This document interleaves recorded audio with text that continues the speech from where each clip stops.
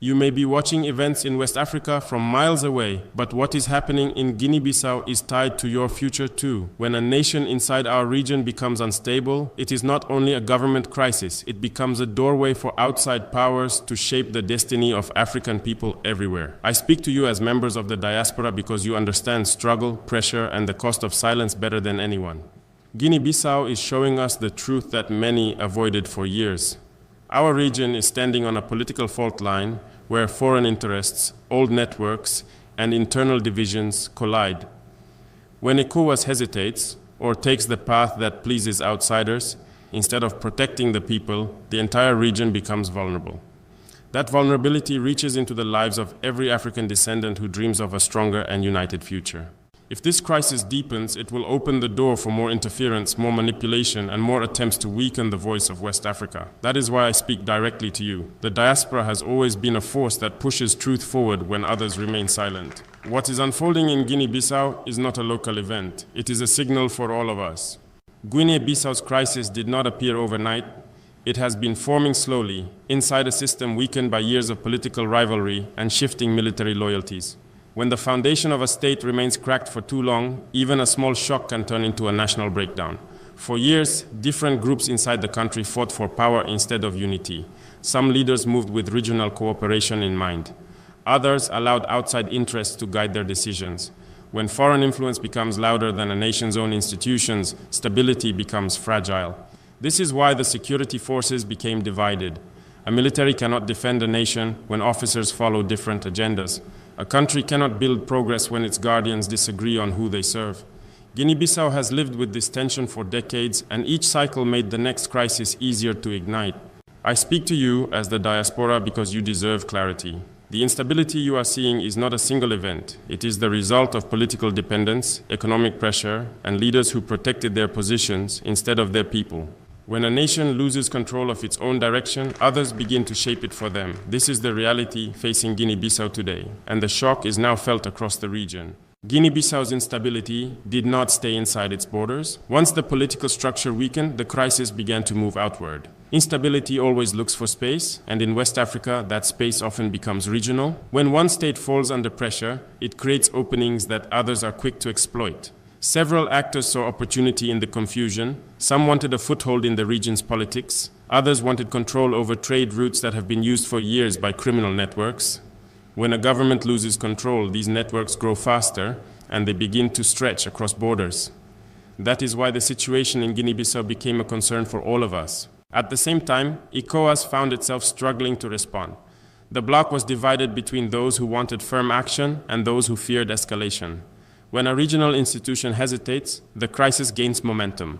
Guinea-Bissau became a perfect example of what happens when old systems are too slow for modern threats. Foreign partners also played a role. Some offered support but with conditions that would limit the country's sovereignty. Others stayed silent while benefiting from the disorder. A weakened state becomes a tool in someone else's strategy. Guinea-Bissau was pushed into that position without the strength to resist. The diaspora must understand why this matters. When a nation in our region becomes a battleground for competing interests, the entire African story becomes harder to control. The world begins to define us through crisis instead of resilience. Every destabilized nation becomes another excuse for interference. Today, the shock from Guinea-Bissau is being felt across West Africa. Borders are more vulnerable. Political tensions are rising. Regional confidence is weakening. This crisis is now shaping conversations in every capital city of ECOWAS because everyone understands what a collapse could lead to. We cannot allow this pressure to reshape our future. If Guinea-Bissau falls deeper into chaos, the next crisis will not be far behind. The region is connected by history, by economy, and by responsibility. When one state falters, the others must not stand still. That is why this moment demands clarity and courage from all of us. Many in the diaspora may ask why events in Guinea-Bissau should matter to them. You live outside the region. You face your own struggles. But the truth is simple. Every crisis inside West Africa affects the global image, influence, and bargaining power of African people everywhere. When one of our nations weakens, the entire collective voice becomes easier to ignore. The diaspora understands pressure better than anyone. You have seen how systems can be used to limit opportunity, to control narratives, and to shape identity. The same thing happens at the state level when a country loses control of its own direction. Guinea-Bissau is facing that reality, and when one African state loses its ability to stand firm, others are pushed to follow the same path. Foreign powers watch these moments carefully. They use instability as a chance to tighten their grip on resources and political outcomes. When ECOWAS appears divided or uncertain, it encourages outside actors to step in with solutions that serve their interests. That is why the diaspora must stay engaged. Your awareness creates pressure, and your voice creates accountability. Guinea-Bissau is not only a political crisis, it is also a lesson about representation. A continent that cannot protect its own states will struggle to protect its people abroad. A region that allows instability to grow will see its global image shaped by those who benefit from its weakness. This directly affects how African descendants are treated, portrayed, and engaged with worldwide. You have seen how misinformation spreads rapidly. The same tactics used to divide communities abroad are used to divide nations at home. Instability creates space for propaganda, and propaganda creates fear. That fear is then used to justify interference. The same story plays out again and again, whether in Africa, the Caribbean, or black communities in the West. This is why your attention matters. When the diaspora understands the stakes, it becomes harder for anyone to manipulate the narrative. It becomes harder for outsiders to define our crisis without also hearing our truth. Guinea-Bissau is a reminder that the African story must be told by African voices wherever they live. The crisis is not isolated, it is connected to your struggle, your identity, and your future. When one part of the family is under pressure, the whole family must stay alert. To understand why Guinea-Bissau has become such a dangerous fault line, we must examine the limits of ECOWAS itself. The bloc was created to protect regional stability, but over time it became trapped between the expectations of foreign partners and the needs of its own citizens. This tension has weakened its ability to act with confidence during crises. Guinea-Bissau exposed this weakness more clearly than any other event in recent years. ECOWAS tried to mediate, but internal divisions slowed every response. Some leaders pushed for a strong security approach. Others feared that decisive action would be viewed as interference. When a regional body cannot agree on its own priorities, instability grows. Guinea-Bissau became a stage where this confusion played out in real time. Foreign governments noticed this hesitation.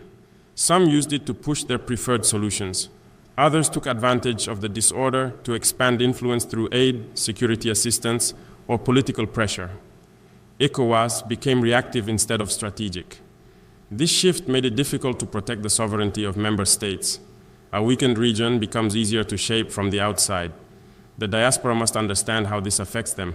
A strong continent can negotiate with the world. A divided one is forced to accept terms that do not reflect its interests. When ECOWAS appears uncertain, it signals to the world that African unity is fragile. This perception influences everything from diplomatic partnerships to how African communities abroad are viewed within global politics. Guinea-Bissau has also revealed a deeper truth.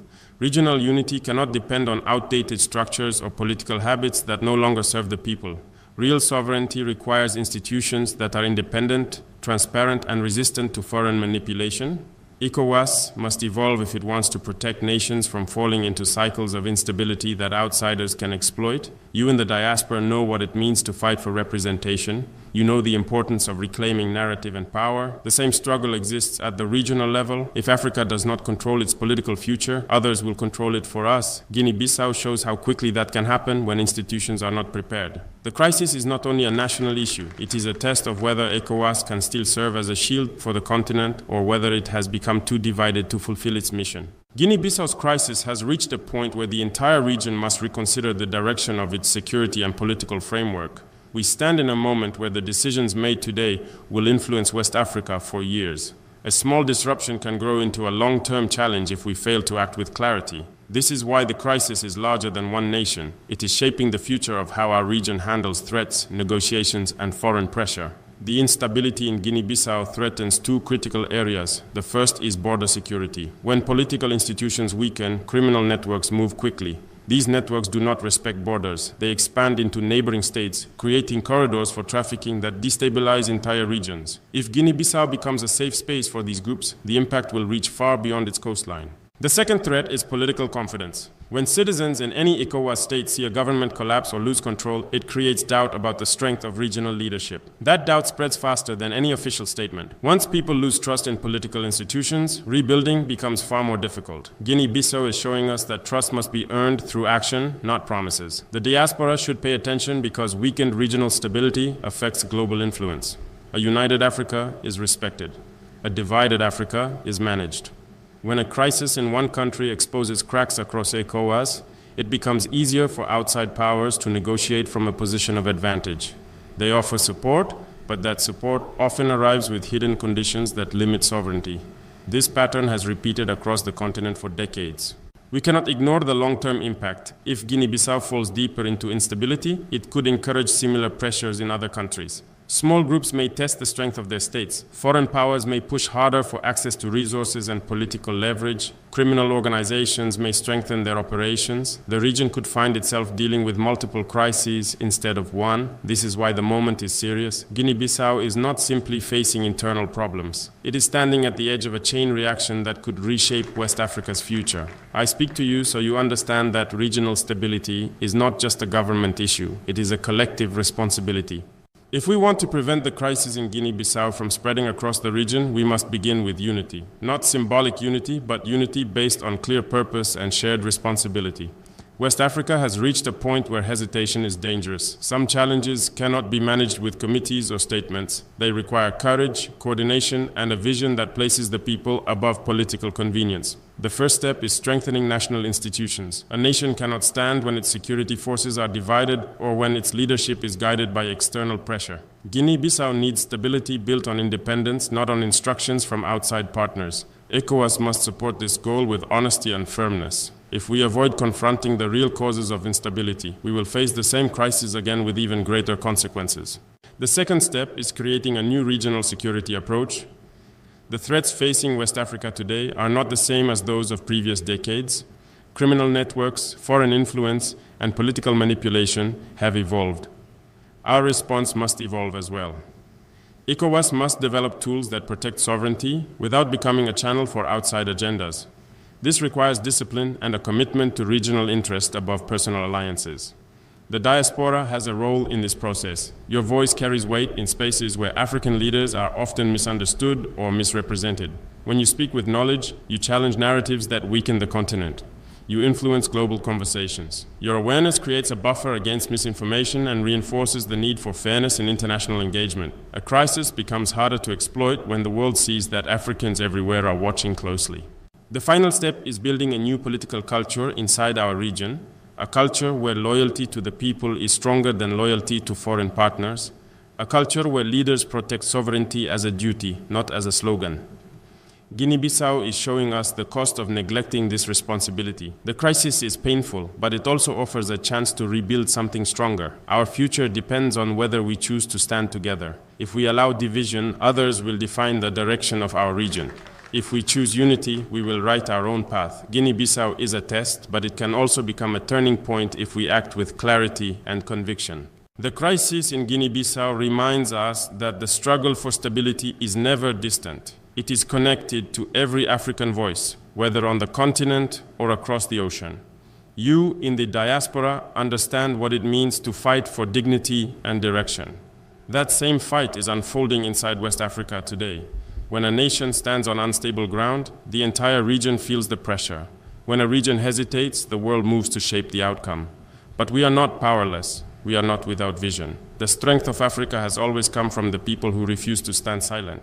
Guinea-Bissau is facing a difficult moment, but it is also revealing the path we must take, a path built on unity, sovereignty, and accountability. If we stand together, this crisis will not break us. It will become the moment we decided to rise with purpose.